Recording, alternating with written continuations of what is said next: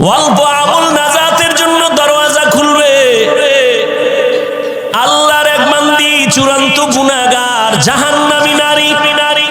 ও নগর কান্দা এলাকার পর্দার আড়ালের মা বোনেরা, কান লাগায় শুনেন রে মা বোন, এই দুনিয়ায় তো আপনার মতো দামি আর কোনো মা হতেই পারে না।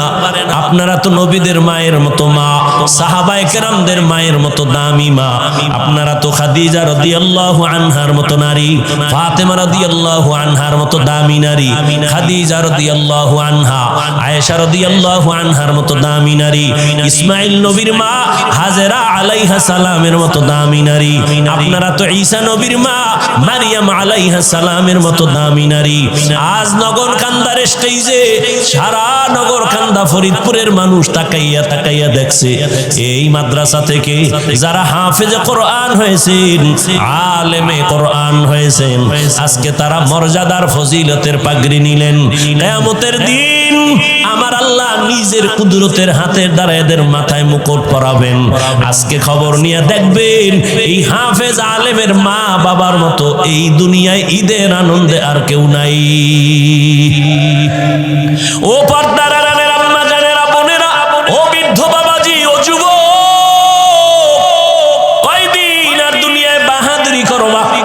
ওই জাহান্নামী গুনাহগার বান্দি জীবনে এমন কোন গুনাহ নাই করে নাই। একদিন রাস্তা দিয়া রওনা, হঠাৎ দেখে রাস্তার কিনারায় একটা কুকুর ক্ষুধার তৃষ্ণায় কান্না করে, জিহ্বা বের হয়ে গেল। ওই আল্লাহর বান্দি জাহান্নামী, অন্তরের মধ্যে মায়া জন্ম হয়ে গেল। দৌড়াইতেছি, কোথায় একটু পানি পাই, কুকুরের প্রাণটা ঠান্ডা করি। দৌড়ায় গেল, খুঁজে খুঁজে একটা পানির কূপ পাইয়া পানি উঠাবে, কিন্তু পানি অনেক নিচে, উঠাবার কোনো পাত্র নাই। আল্লাহর বান্দির পায়ে ছিল চামড়ার মোজা, মোজাটা খুলিয়া আল্লাহর বান্দি যখন পানি উঠাইতে চাইলো, দেখে মোজার নিচে আরো পানি, কেমনে উঠানো যায়? আল্লাহর বান্দির মাথায় বড় একটা ওড়না পেঁচানো ছিল। এত বড় জাহান্নামী নারী, গুনাহগার, এরপরেও বড় ওড়না মাথা ঢেকে চলে।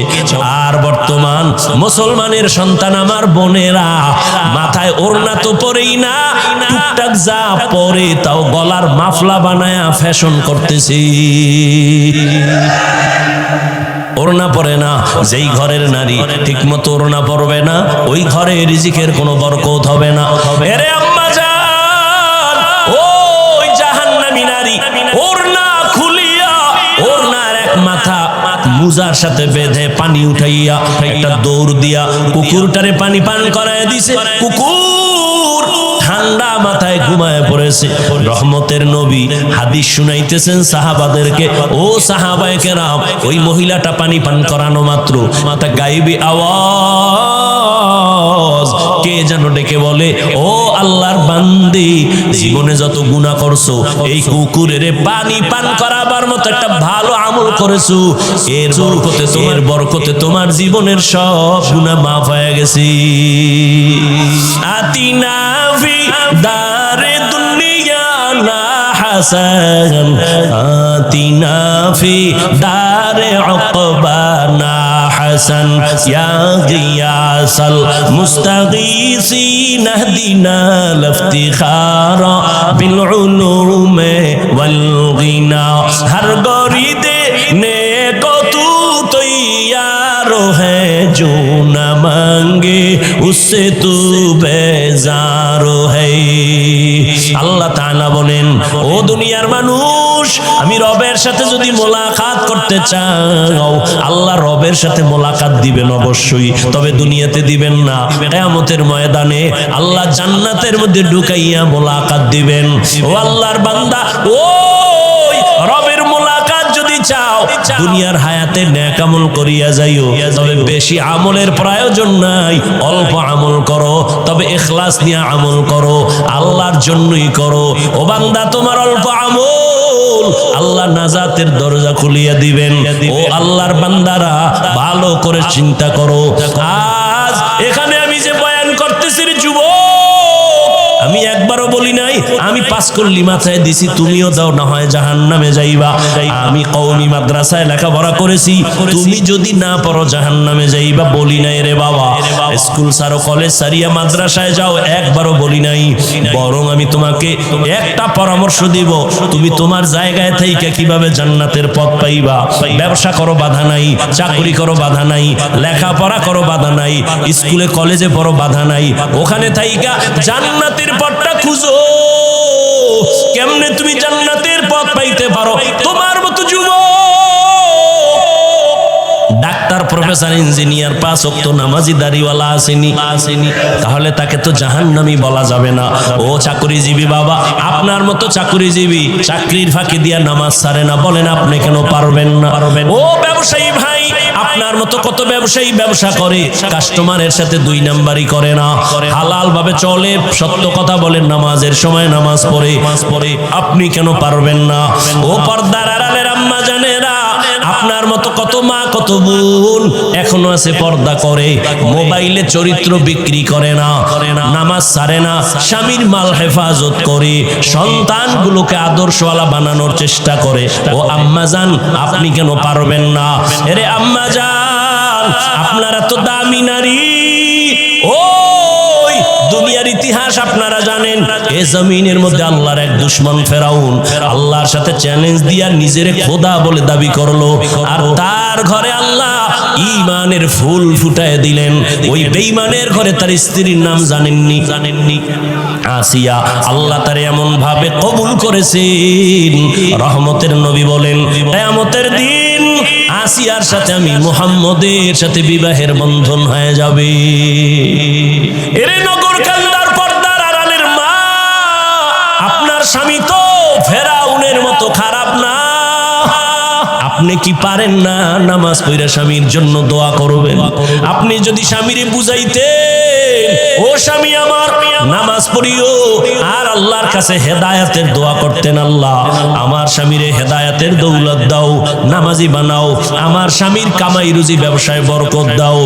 আর মাঝে মাঝে যদি স্বামীরে বুঝাইতেন আর বলতেন, স্বামী মা বাবার আদর চাইরা তোমার ঘরে আসছি, না খাইয়া থাকলেও আসি, খাইয়া থাকলেও আসি, তোমার কাছে আমার দাবি, জীবনে একটা হারাম টাকা ঘরের মধ্যে ঢুকাইবা না, কোনো কামাই রুজি অবৈধভাবে করবা না, অবৈধ টাকার খানা খাইয়া আমাদের রক্ত নাপাক করব না, আমাদের সন্তানদের রক্ত নাপাক করব না। আম্মা জান যদি বুঝাইতে পারতেন, আপনার স্বামী কোনোদিন অবৈধ হারাম টাকা ঘরে নিতে পারতো না।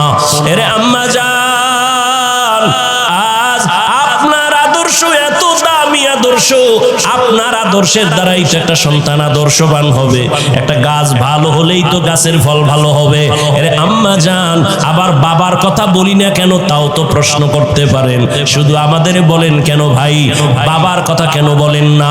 রহমতের নবী আপনাদের মর্যাদা বাবার তুলনায় বেশি দিয়েছেন। ও আম্মা জানেরা, একটা সন্তান বাবার তুলনায় মায়ের কাছে সময় বেশি কাটায়, এবং মা যা করে ওটা দেখে দেখে সন্তান শিখে।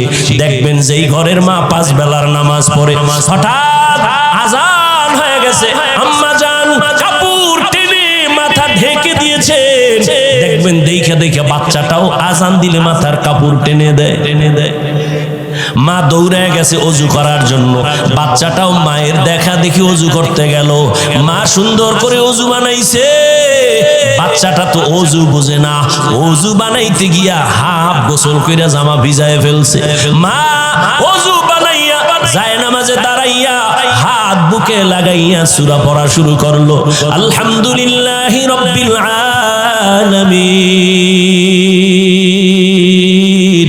আর রহমানির রহিম মালিকি ইয়াউমিদ্দিন ইয়াকা না'বুদু ওয়া ইয়াকা নাস্তাঈন ইহদিনাস সিরাতাল মুস্তাকিম সিরাতাল লাযীনা আন'আমতা আলাইহিম গায়রিল মাগদুবি আলাইহিম ওয়ালাদ-দাল্লিন।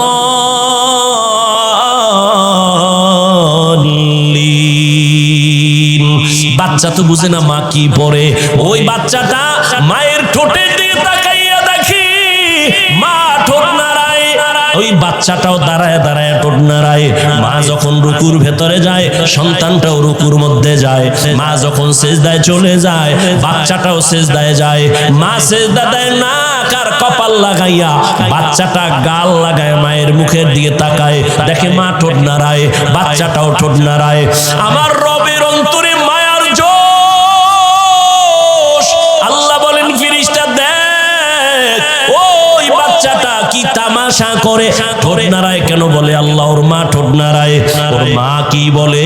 ইয়া আল্লাহ, ওর মা বলে সুবহানা রাব্বিয়াল আ'লা।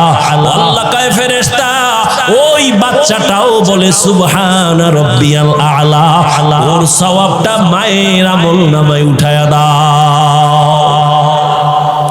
এর এলাকার মা বোনেরা ও যুবক, লেখাপড়া করে একজন ডাক্তার হও বাধা নাই, অন্তর ভরে দোয়া করে গেলাম।